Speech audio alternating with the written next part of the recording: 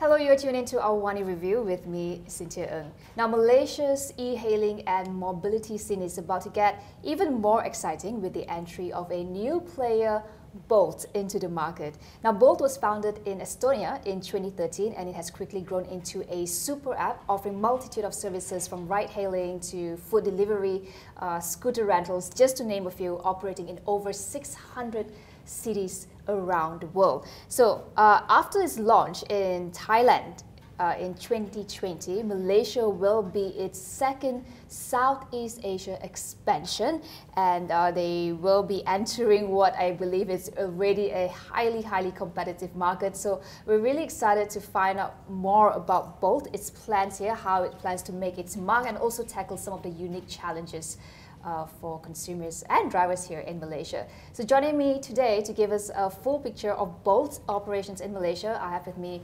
Afzan Lutfi, is the General Manager for Bolt in Malaysia.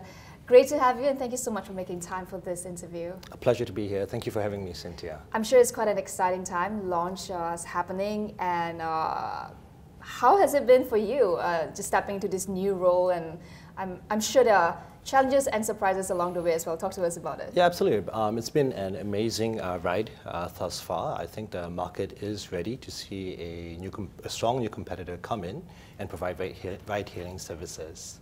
So ride-hailing will be the first service that Bolt will launch in Malaysia? Absolutely. So our focus is really to be able to launch ride-hailing services right here in the Klang Valley. So this essentially means that for our driver partners, it's a new platform that will allow them to earn better earnings, and for passengers, access to more affordable and convenient ride-hailing services. Okay. So yes, speaking on launching, right? So Southeast Asia, second market, Malaysia after Thailand, right? I'm curious, so why Malaysia next? What makes this the right time and right place for Bolt at this point? That's a great question. So when we look at Malaysia, we see immense opportunity here within the market, and we understand that we see that the market is ready for competition, right?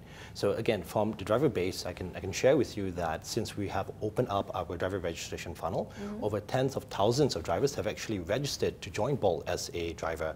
On the passenger side, we see that passengers are looking for a ride-hailing option that is more affordable and more convenient for them to use. Okay, I will hang on to that point on affordability later, but I do want to get this straight first, because with any new entry, licensing can be a big hurdle. So can you tell us about Bolt's current licensing status in Malaysia? We're fully licensed by APAD, so we have already achieved that. And every single driver that will be driving on the Bolt platform will also have a e-hailing vehicle permit, which is issued by the regulator APAD as well. Okay, good to know. So when can we expect Bolt to be on the roads? On the 6th of November, so this coming Wednesday. We're super excited to be able to serve Malaysia. Okay, so what are your anticipations? Let's just talk about your first few months here, because I'm sure there's going to be quite a bit of excitement, because like you said, there is a dominant player in Malaysia already, so coming into a highly competitive market. Yeah, we believe in healthy competition, and in your introduction you talked about how Bolt is operating across 600 plus cities, over 50 plus countries, and we have actually been able to serve 200 million customers as well globally.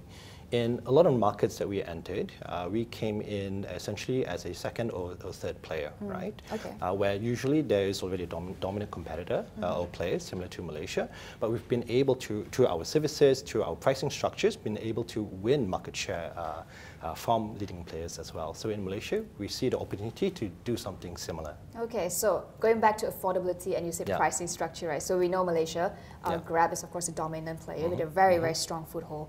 Would you say that Bolt is aiming to position itself as a more budget-friendly competitor, or is there a wider strategy in place here? Okay, so I think we can tackle it into two parts, right? So we talk a little bit about what Bolt is to the drivers, and then also what Bolt means to the passengers as well. So for our drivers, we want to be able to give them a platform where they can earn additional income, right? More income. And for the passenger side, it's affordable and convenient, right? So how do we achieve this? How do we deliver this to the stakeholders? I think it goes back to our operating principle. we believe in operating frugally and also efficiently, which means that on the driver side, we're able to offer them lower commissions and also attach more attractive bonuses for every time that they ride with Bolt, which then translates to additional earnings. At the same time, because of this operating principle of frugality and efficiency, we're also able to pass on more affordable rides to our passengers as well. So affordability is the name of the game for both in the early stages. Yep, affordability and also kind of good value, right? Okay. Yeah. All right, okay. That's very, very interesting to hear. Okay, so meeting specific customer needs, that's obviously why Bolt is here. First of all, need competition. Secondly, also maybe talk to us about some of the pain points that Bolt has identified in the Malaysian market before actually coming in. Like what challenges would you like to tackle? Okay, so I think maybe there are two kind of topics here. So we touched a little bit on affordability already, and I think the other key topic is actually on safety, right? We hear a lot from drivers and also passengers that safety is something top of mind for them, and it's definitely something that is top of mind for Bolt as well. What I can do is I can share a little bit more about the safety features. So essentially how we give ease of mind to our driver partners and also to our passengers as well. We are launching with a full suite of safety features here in Malaysia. So that starts off with a comprehensive vetting process that every single driver has to go through. This process includes going through background checks as well as processing each and every single driver on APAD's ISPKP portal. So each Bolt is licensed, each driver is also licensed with a permit to be able to drive as a ride-hailing driver within Malaysia. On top of that, we have built in different features. So for example, both drivers and riders and passengers can actually contact emergency services directly through the app. Right? We also give the ability for passengers and drivers to share details of their trip with one of their contacts, so someone else can also track. In terms of tracking, Bolt is also tracking every single ride that goes through on the platform. So if we see any anomalies in the trip, so for example, if a car was to go off track or off route, or stops for an extended period of time, we have live agents monitoring this. They will be flagged and they will actually contact the driver and the passenger to check in to see if everything is okay. So that means that we can take quick action to support as well. On top of that, we also have 24/7 customer support to both drivers and passengers as well. So at any point in time, if they need assistance, if they have any questions, or need any kind of support, they can chat with a live person who will be able to help them immediately as well. So we take safety seriously here at Bolt, and we have this full suite of safety services to give both drivers and our passengers peace of mind when they so that's the affordability aspect and safety aspect. I do also want to talk a bit about accessibility of drivers, because we've seen quite a number of players entering the market in specifically e-hailing, right? And I think the problem with as consumers feel or experience is lack of available drivers, and that then just deters customers from going on the app again. So how do you plan to tackle this issue? Yeah, it's a very simple formula. Happy drivers equals to happy passengers, right? So we look at taking care of the drivers, and we know that they will take care of our passengers as well. So first, there are 3 pillars here. So number 1 is the driver earnings. Second one is in terms of the driver first features that we've enabled on our driver app. And also the third one is then it comes back to safety, because drivers also want to be able to feel safe when they're out on the road and doing rides. So in terms of the earnings, like I shared earlier, we operate frugally and efficiently, which then allows us to pass on lower commission rates to our drivers and also attach attractive bonuses for every time that they drive on Bolt, which then allows them to take home additional earnings, right? So that's the earnings side. On the driver first features, we've spent a lot of time on the ground, myself and my team, speaking with drivers, understanding to them what they like, what they don't like, what do they want to see in an e-hailing player. And we've taken this feedback and incorporated it into our local business model. What have they told you? You have onboarded like sometimes thousands of drivers, so far what's the feedback from the drivers? So there are many things, right? But one thing that kind of keeps on coming up is the topic of commission rates, right? So right now within the market, drivers are worried that they can be charged high commission rate or high service fees that can go above 20%, right? And they have very little visibility in terms of how these rates are charged or what the rates are actually charged. So on Bolt, we're launching with 15% commission rates capped at that. And then we'll also kind of be running campaigns to allow drivers to earn additional income as well. So when we communicate that with the drivers and we build our app in a way where we give them transparency to see what their commission rates are, this provides them a lot of confidence to drive for Bolt. Okay. So this is an example of one of the many features that we've developed to make it more enjoyable for the drivers to drive with us. Okay. So that's the driver first features. Then of course, on the safety side, I shared a little bit just now. Yeah. It's the vetting process. We also do selfie verification checks on the riders, on the passengers, sorry. So when the driver is picking up someone, they know that that passenger has been verified by Bolt as well. So that gives them a little sense, additional sense of security. On top of that, there's the SOS, the trip sharing, and we're also monitoring each trip to make sure that there are no anomalies where we can provide support directly to them. So it's the earnings, the driver first features that we've built, and also safety for the drivers. What about how would you incentivize new customers then? Again, that's probably the biggest challenge as well, because you're trying to break into a market where there's already a dominant a player. Yes, it might be more affordable, but I think customers these days, they look beyond just price, right? I mean, there are other factors in play as well. Yeah. So I think it starts with the drivers, right? So again, the formula that I shared, happy drivers equals to happy passengers as well. So we believe that if we take care of this, of our driver partners, then they will take care of our passengers. So the trick is, how do we get passengers onto the platform to experience that first ride? Because we're confident that once they have experienced that first ride, then they'll keep on coming back because they fall in love with the service, they fall in love with the brand as well. So in terms of trying to attract them, we will be running campaigns to discount rides to passengers as well, so that they can try that first ride with Bolt. Okay, very exciting. Okay, now, recourse problems. This is also another factor that people consider, right, when customers... can you talk to us about, you just said you have live agents and all that, but how big is the team here? How supportive could they be to the local ecosystem of customers and drivers when it comes to having complaints, needing to find recourse of any service problems? Yep. So we try to proactively solve this as well. So within the Bolt driver and passenger apps as well, we have built-in things to kind of monitor drivers' performance. We have something called a driver score, so we track in terms of the ratings that they get, how many trips that are done, their timings, and this all kind of equals to a certain score that we can also track. And that allows us to identify whether a driver partner needs additional training or different kind of support, right, to help improve the service levels as well. Drivers are also, so this works both ways. Passengers can rate drivers. Drivers can also rate passengers. So we'll also be monitoring the different passengers that are on our platform. But in terms of support, within the app, it is very easy for anyone to be able to get in touch with our support team. This is a service that's available 24/7 in English and also in Bahasa, because we understand local language is very important. And we have a large team that is kind of supporting this with local languages and available 24/7. I know ride-hailing is the first step, but looking at the other services that Bolt already has, food delivery, I think you started in Thailand and with Bolt Business as well, corporate travel and scooter rentals. This could be somewhere down the road, but could you just give us a sense about what else could actually Bolt offer? Because Bolt is a super app, right? So initially ride-hailing, but what could be next? Yeah, so you're absolutely right. Bolt is a super app. It has multiple verticals, and we're definitely excited to look at potentially introducing these different verticals into Malaysia in the future. But the focus today, right now, is really launching the ride-hailing services in the Klang Valley. We want to be able to do that exceptionally well, serve the drivers, serve the passengers in the Klang Valley, get them to fall in love with Bolt, get them to advocate for Bolt, and then we also look at expanding across all of Malaysia, across Peninsula and also East Malaysia. Once we've been able to achieve that, then we'll also look at launching additional verticals. But it all also goes back to what the market wants, right? So we'll be in tune very closely with the market. Okay. So first step, Kuala Lumpur. That's right.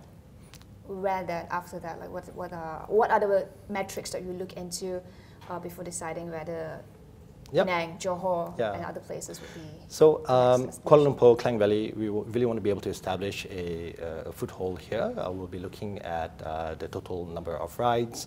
We'll be looking at ETAs. We'll be looking at the satisfaction of the drivers and partners. And once we've been able to achieve a certain level that we are happy with, then we'll look at expansion.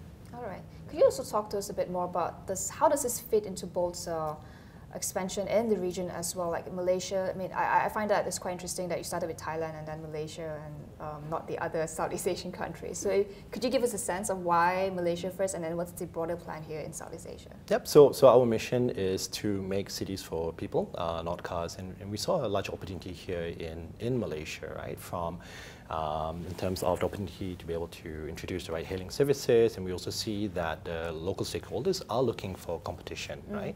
So we saw a lot of opportunity here in Malaysia. That's it from an expansion perspective. There are other markets lined up already, not just in APAC, but across the globe as well. So stay tuned. Definitely more news for Bolt. All right, looking forward to it. How do you think that Bolt's entry to Malaysia could really shape urban mobility? Yep, so for us, I think it goes back to our mission, make cities for people, not cars, right? So we believe that through offering affordable and convenient ride-hailing services, it will encourage more people to essentially take these services to commute from A to B and help to solve last mile, first mile transportation challenges as well. This should help to ease traffic congestion in kind of more metropolitan locations.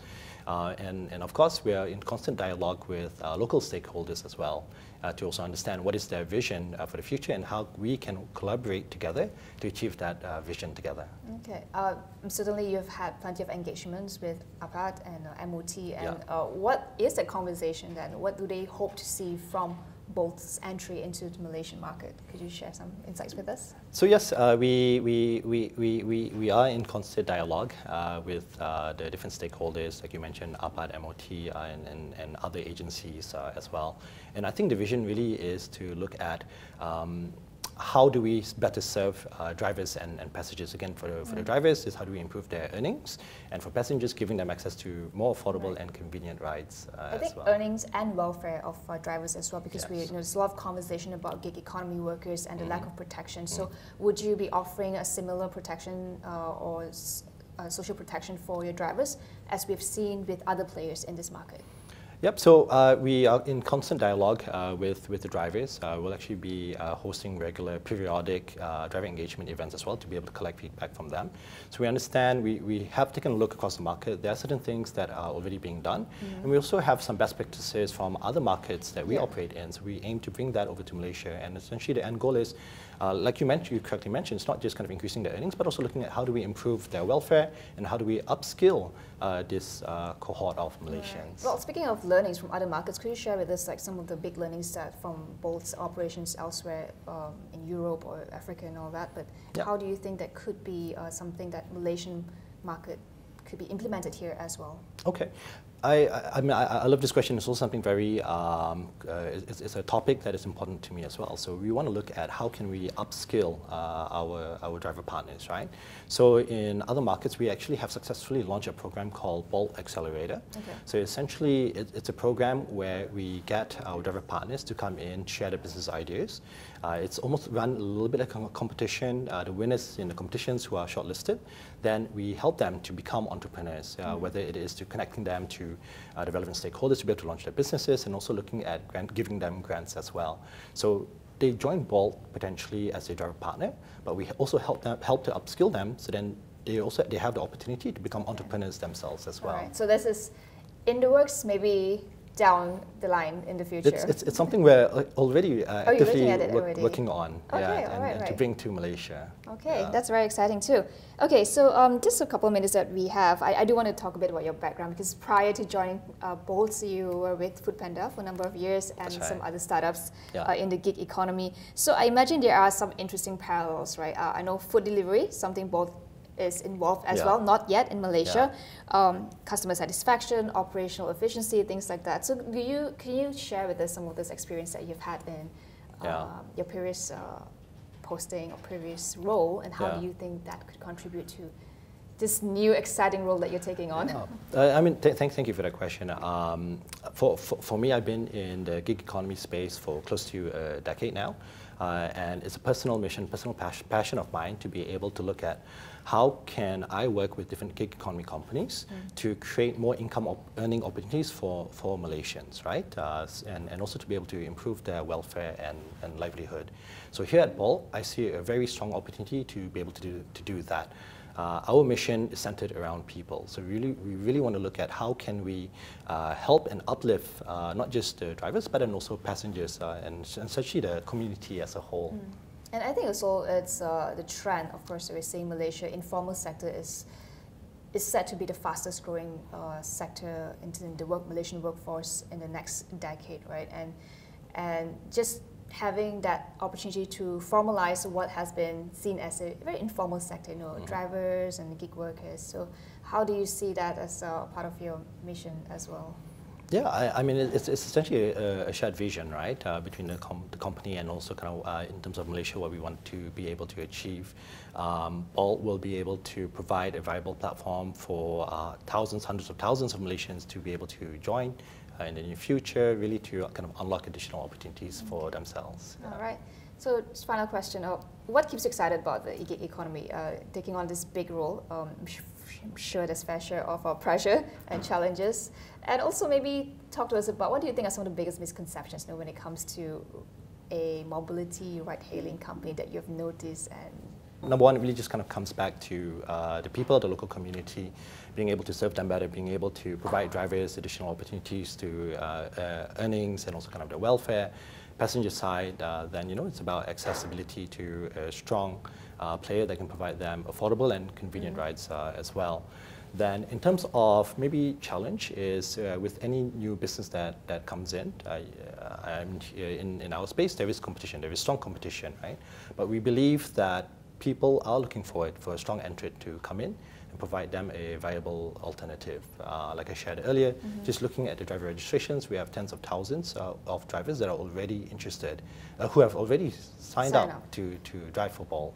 Focusing on the drivers and passengers again, it's just opening up their minds to the wider public, right, to also come and adopt Bolt as an early adopter. Drive for Bolt, ride with Bolt, yeah, and let's build this together. Okay, all right. Thank you so much for that, Afzan, and best of luck with this big mission that you have and Bolt's expanding Bolt's footprint in Malaysia. Thank you so much for It's been my pleasure. Thank you for having me, Cynthia.